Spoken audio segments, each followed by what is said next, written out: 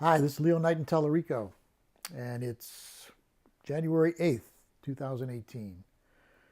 Just entered 2018, obviously a week ago, and today I'm going to do a forecast and worldview, astrological forecast and worldview, and it's going to be for 2018, but I'm going to give a focus for the first quarter and a little more, like let's say through April or so. I'm going to put the focus on that, but yet give you some perspective on the whole year.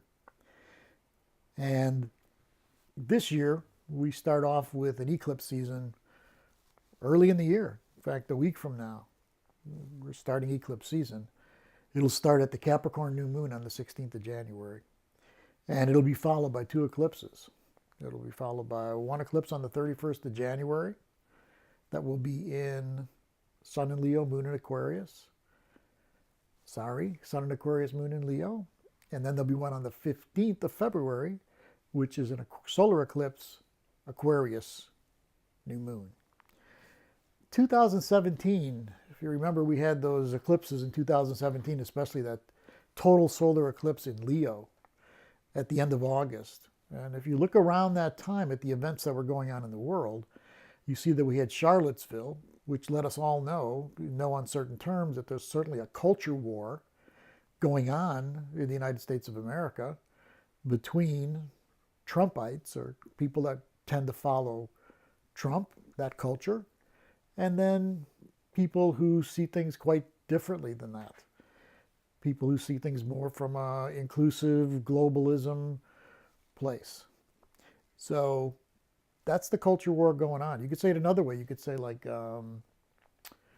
California, Northeast, big city on the one culture, and you could say rural areas, down south for the other culture, just generally speaking. But there's definitely a culture war, and it came out in the Charlottesville incident that happened during eclipse season, the last one. And then, of course, we had the North Korea thing built up to a real crescendo last August, and that was during eclipse season also. And we had some rumblings around the Middle East, Syria, Israel. That was getting pretty strong then, and the Me Too movement strengthened during that eclipse season also. So that's what happened back then. And now for this new eclipse season, interestingly, it is exactly in the opposite degrees, around the same degrees, but the opposite sign. For instance, last year, the total solar eclipse was in Leo at about 28 plus degrees, and the total solar eclipse this year is in Aquarius at almost 28 degrees. And the lunar eclipses are the same way. Last year, the lunar eclipse had the moon in Aquarius, and this year the lunar eclipse will have the moon in Leo. And around the same degrees, close to the same degrees. So it's almost like whatever started last year, and I mentioned some of the things that did on a global scale, those things will be countered on the one hand during this eclipse season and be continued, another way of looking at it, this eclipse season. So, like I said, it starts on January 16th, and then it goes through those two eclipses on the 31st of January and the 15th of February, and then it pretty much ends on March 2nd. And we can maybe take that in a little further into March, but pretty much eclipse season will end in March, early part of March. So this eclipse season will be intense also. I don't anticipate it being quite as intense as last time, because the last one was a total solar eclipse that traveled exclusively across the United States, which was really meaningful. But this one's going to be powerful too, and it's going to be very meaningful. So the eclipses were in Leo last time, or the solar eclipse. This one's in Aquarius. So here's the difference between them. Leo says, me, I'm number one. I'm putting myself out there, leadership place. Aquarius says, we, the community, we, the group, are empowering ourselves. So if you look back then, with North Korea and the things that were going on otherwise in the world, Trump was really flexing his muscles and strengthening up the executive branch of the United States government, because that's more Leo-like, the executive branch. Now, with the eclipse, solar eclipse being in Aquarius, we can expect group movement to be strong and powerful. And keep in mind that this Aquarius solar eclipse will be directly opposite Donald Trump's Mars in Leo and his rising sign in Leo. Last August, it was conjunct those placements. This time it's opposite. So it's like the group is coming to oppose Trump and the executive me first, not me too, but me first. We can call this movement the me first movement. So one thing that's happening is there is a women's march, a follow-up to the one that happened last year. And that one is going to happen in, I believe it's early February. And the other thing that'll happen with the group movement that we're talking about will be the drum rolls, the drum beats will increase and intensify around taking Donald Trump out of office.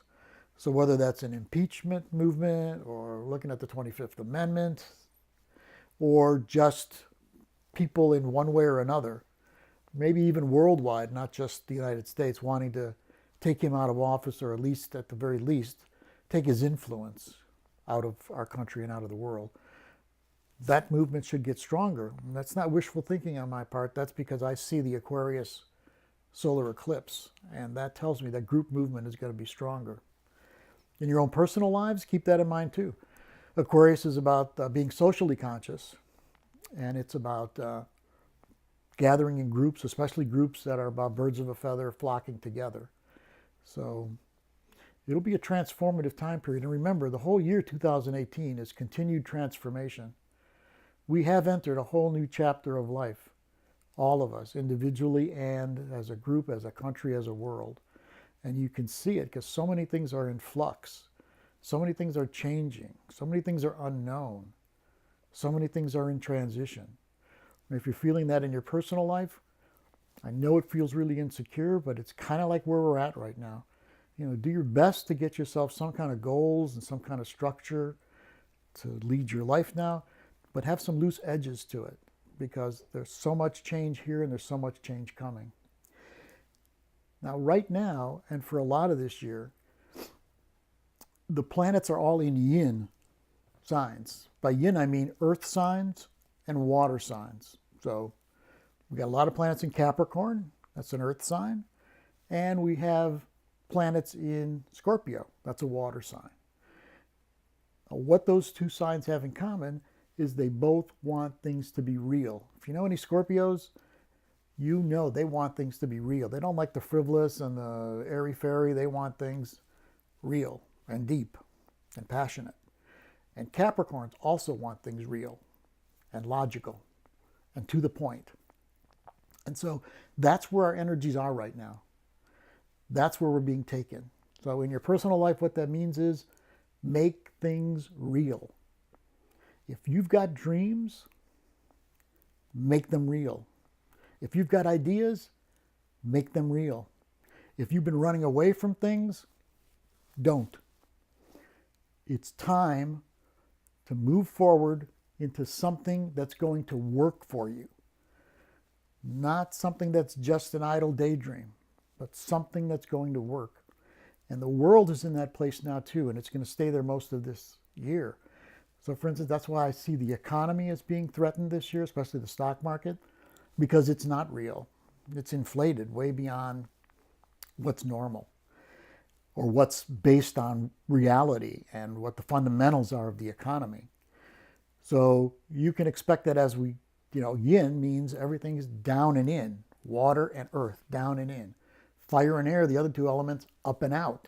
So with things down and in, that doesn't allow for anything to fly too high. And of course, the stock market is based on being manic depressive. So it flies too high, it's manic, and boom, it crashes like in 1929. So we can expect the economy to be in trouble, but I want to make it clear, and those of you that follow me in my writings and have followed some of these videos, you know that I believe that the world is going through transformation from an old age to a new age. And so everything that's happening is not about being, oh, that's bad or that's good, although it might feel bad or feel good. It's more about everything is transforming so that we can leave an age that is dying and enter a new age, the Aquarian age. And we are in the movement of that. So anything that is from the old age or from the old paradigm is going to get more powerful in our faces, but it's going to be released and ended so that we can move into this new age. So a lot of the things that the government is being run now on are the old age. In fact, the people that want to preserve the way privilege used to be in this country, those people are fighting to keep the world the same way. And the people that want to be included in the power structures and be equal in this world, they're fighting from coming from another place. And ultimately, that's part of what the culture war is. But ultimately, it's best not to see it as they're my enemy, whatever side you're picking. Because all that does is just perpetuate the old world. Because the old world is me against you. The new world is me and you. That doesn't mean me and you doesn't mean like I don't matter or I don't count or I don't have any strength or say. It means you have a say, I have a say, and together we make it work. And that's what the new world is. So you can see who's representing the old world. Me first, me only. And then the new movements and even the movement for women, which is Me Too, is along those lines. As long as it doesn't become, in my estimation, crush the men, crush those that oppose the power that we're building up, then they'll be in the same place. So that's a lot of what this eclipse season will be, is the power of the group. Now, at the same time that that's happening, the planet Saturn is in Capricorn. And again, Saturn loves to be in Capricorn. That's like its favorite sign. And it's about making things real. Saturn is gravity. Capricorn holds gravity really well. So it's going to make things grounded, and it's going to make things, as we've been saying, real. And Saturn's also the hand of time. That's why a lot of it's time now, or time's up, or it's time to move forward. It's time to do something new. Saturn went into Capricorn just like a day before the winter solstice. So therefore that means that the winter solstice, which means the sun in Capricorn, was conjunct Saturn in Capricorn on the moment of the solstice, closely conjunct. That gave me the symbol that the winter season, because whatever happens on the solstice or on the equinox gives us kind of a signature for the coming season. So that means that the coming season with a strong Saturn in Capricorn is like facing up to things being serious, things being heavy at times. The last time I made a prediction based on what was going on at a solstice or an equinox, was in 2001, and that was the summer solstice of 2001. I saw that there was a solar eclipse right on the solstice. And so I made a prediction back then that the United States would be facing something really powerful that would be against the United States. And of course, that summer before it ended, 9/11 happened. So you really can, with the signature that happens at the beginning of a season, have a sense of what the season will be like. So that makes Saturn and Capricorn such a powerful part of this winter season. One thing to be careful about this winter season, and not just because it's winter, because winter people get depressed sometimes anyway, especially in the cold weather areas. But just be careful not to get depressed during this winter season. do what you need to do to nurture yourself. Do what you need to do to feel good and positive. And one of the things that you can do, because it'll satisfy Saturn, is to make things real, but don't let what's real bring up fears for you. Look at what's real as helping your life to be grounded. And that's a good way to work with Saturn, is to see that the efforts from the universe to ground things will be really strong this winter. Now for the United States, that Saturn in Capricorn is going to come up within the next couple of weeks to being opposite the United States Venus in Cancer. And then another couple of weeks after that, it'll oppose the United States Jupiter in Cancer. So when you add the Venus in Cancer and the Jupiter in Cancer in the United States natal chart, those are the places where the United States feels comfortable, a sense of well-being, a sense of feeling uplifted. And with Saturn opposite that, those things will be threatened.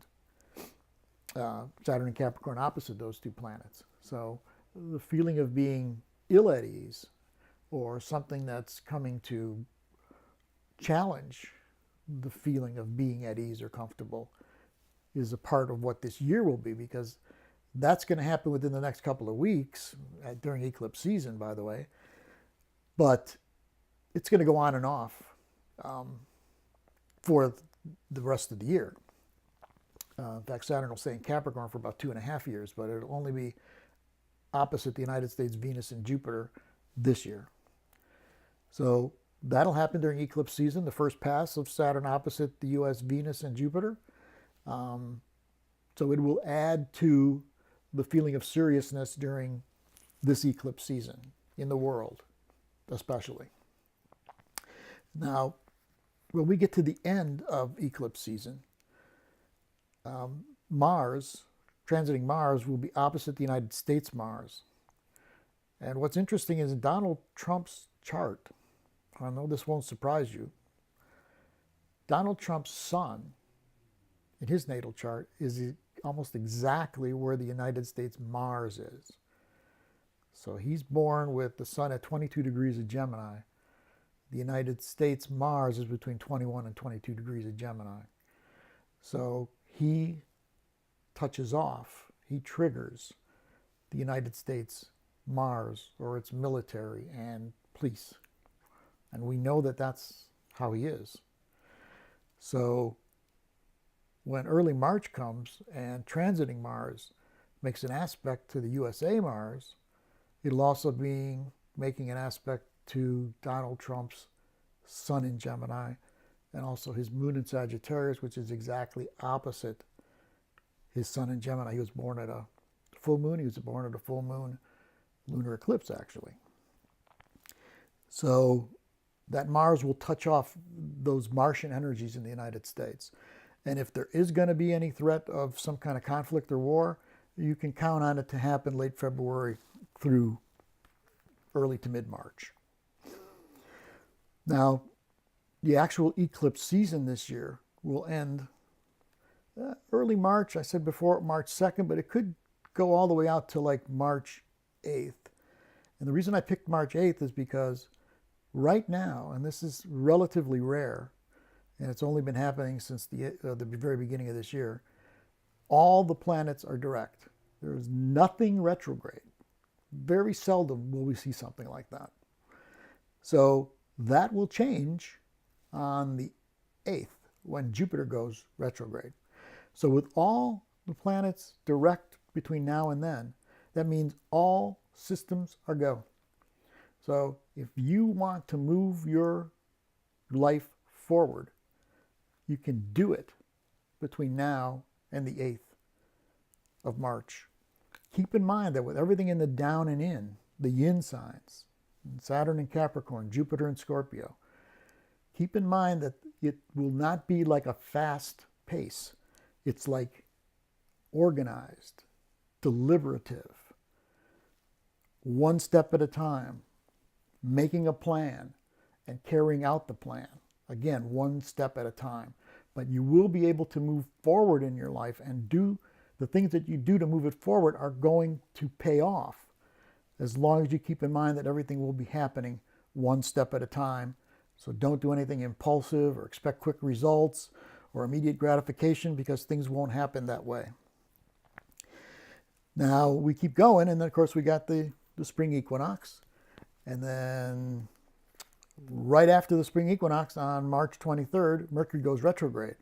And it'll stay retrograde this time until April 15th. And then interestingly, on April 15th, there is a new moon in Aries at the same time that Mercury goes direct.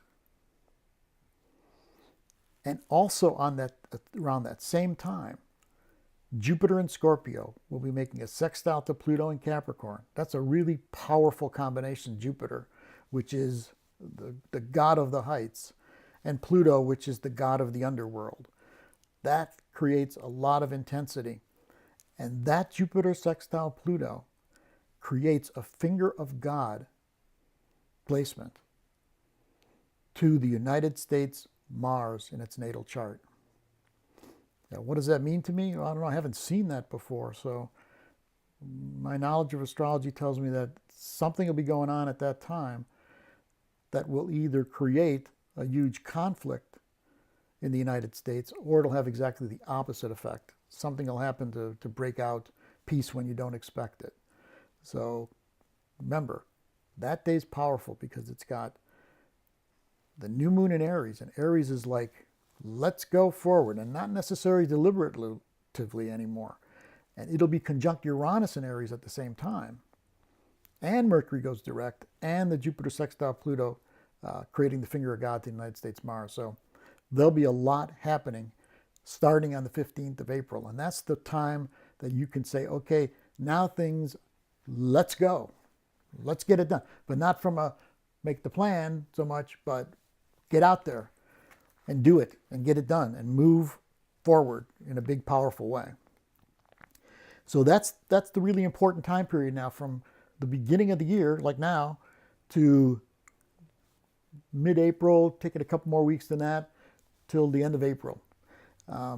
That's going to be a really powerful time, and a lot of change is going to happen during that time. So if you're planning on making changes, and the kind of changes I mean is like letting go of the old that doesn't work anymore, and letting in the new that's right for you, that's right for your participation in the new world, that's right for your life to be more authentic and alive. Those kind of things you want to let in. And that which keeps you stuck, which keeps you connected to something that gives you a semblance of security, but not the reality of a deeper security, just like a habit. You want to do your best to release and let go of those habits that hold you back and keep you from having the kind of life that's authentic, that you would like to have. So that's what transformation is, and the power of that's going to be really strong during this eclipse season, which starts on the 16th of January and lasts into March. But then we also have a lot of powerful movement that's going to happen in April too, with that Aries new moon conjunct Uranus, the finger of God placement, and Mercury going direct at the same time. Now let's just go real quickly over the rest of the year. I'll spend more time with it when we get to the middle of this year. I'll get into more detail, but just in general, both Mars and Venus will go retrograde this year. Mars will go retrograde on June 26th, lasting until August 27th. And Venus will go retrograde from October 5th to November 16th. So when Mars goes retrograde, we start pondering things that have to do with our empowerment, with what directions we're moving in. We start wondering if we're moving in the right direction. We go over that inside ourselves. We look at empowerment issues very strongly. And then by the time it goes back direct again, we're on a whole new way of dealing with our empowerment, with our ability to assert, to direct our actions, to move forward with our lives. And again, it goes direct on the 27th of August. And that's in the middle of another eclipse season. Because the next eclipse season, this one will have 3 eclipses. Usually it's 2. This time there's 3. One on July 12th in Cancer, one on July 27th in Aquarius, one on August 11th in Leo, another solar eclipse in Leo like we had last summer. And that Jupiter sextile Pluto that forms a finger of God in April, Jupiter will be sextiling Pluto again on September 12th during that eclipse season. So that'll be a powerful time period. And that will last like from early July until September. And then Venus will go retrograde from October 5th to November 16th. And when Venus is retrograde, we kind of go over and reflect on our relationships in our life. Certainly our most important romantic relationship, but also all our relationships. What are the patterns that aren't working? What do we need to make our relationships healthy and working the way we'd like them to work? And sometimes relationships end, but usually what happens is people just change the relationship pattern so they have better relationships. And the last thing that I think is notable is that Jupiter will move out of Scorpio and into Sagittarius in November of this year. And so when Jupiter's in Scorpio, which is this year, it intensifies things, it brings out more passion, people get angry faster, but also it's about secrets coming out, having things open up that were closed down before, opening up the ways for what's deep inside to come out, but especially the secrets no longer being secrets. That's going to be a powerful part of Jupiter and Scorpio. Then when it goes into Sagittarius at the end of this year, Jupiter and Sagittarius is like, it's time to fly. It's time to free your spirit up. It's time to go to whole new places. It's time to look at things from a meaningful perspective always. It's time to find what inspires you. So Jupiter and Scorpio this year at the beginning, the first large part of this year is about finding your passion. That's like deep, right? That's instinctual. And then Jupiter goes in Sagittarius, and then you look for what inspires you and lifts your spirits. So overall, we've got a really important year here on planet Earth in the United States. And I think 2018 and 2019 will make so many shifts. I think that the Trump presidency will be seriously challenged. And I think that new movements like the Me Too movement will have more and more of those. And those are challenging the old way that we do things. Abuse of power, for instance. A separation of men and women in a way that doesn't work, in a way that's not good for us. It'll be more about equality, bringing the genders together, bringing all the opposites together. Dark and light, male and female, yin and yang. When they're opposed to one another, that's enemies and war. And when they're working together, that's what makes everything better in this world. And what brings things together? Love. So the power of love is going to get really strong this year. The power of truth is going to get really strong this year. And those that don't want love and those that don't want truth or can't handle love and can't handle truth, they're going to be hanging on to the old world for dear life. They're going to want it to keep it the way it is because they're going to be scared to move into these new energies, even though these new energies are wonderful. They'll be scared. They'll be scared partly because the privilege that they've gained during that old paradigm will be threatened. And it's partly because they got the feeling of security from that old world and they're scared of the change. So let go of your fears as best you can and open up to the new rays of sunshine around love and truth. And this year will be the kind of year that you would like it to be. Take care.